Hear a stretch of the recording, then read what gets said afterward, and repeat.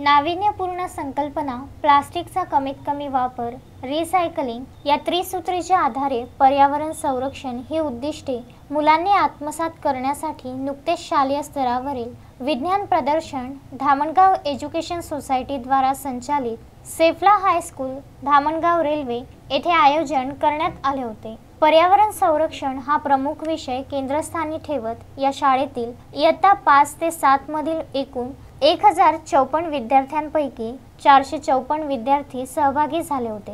Best out of waste हे तत्व अंमलात आणले। आधुनिक फायर ब्रिगेड, व्हॅक्यूम संचालित मोटर पंप, सेंद्रिय शेती, पृथ्वीच्या अंतर्भागाची रचना, बायो टॉयलेट, शैक्षणिक साहित्य अशा अनेक नाविन्यपूर्ण प्रतिकृती विज्ञान प्रदर्शनीत ठेवण्यात आल्या। या प्रदर्शनात प्रत्येक विद्यार्थ्याला सर्व संकल्पना मूर्त स्वरूपात समजल्या।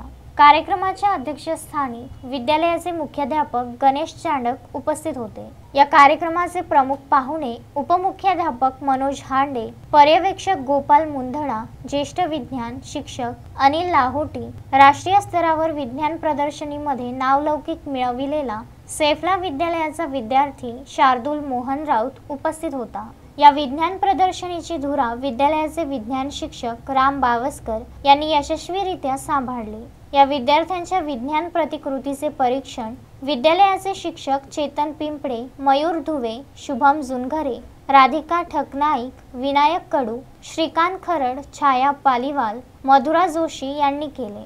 विद्यालयाच्या कार्यक्रमाच्या यशस्वीतेसाठी सर्व शिक्षक, शिक्षकेतर कर्मचारी यांनी प्रयत्न केले। सूत्रसंचालन अन्वय आठवले, आलोक जवळकर, विधी शर्मा व अंतरा वाघ यांनी केले। बोधिसत्व काळे, विदर्भ न्यूज, धामणगाव रेल्वे।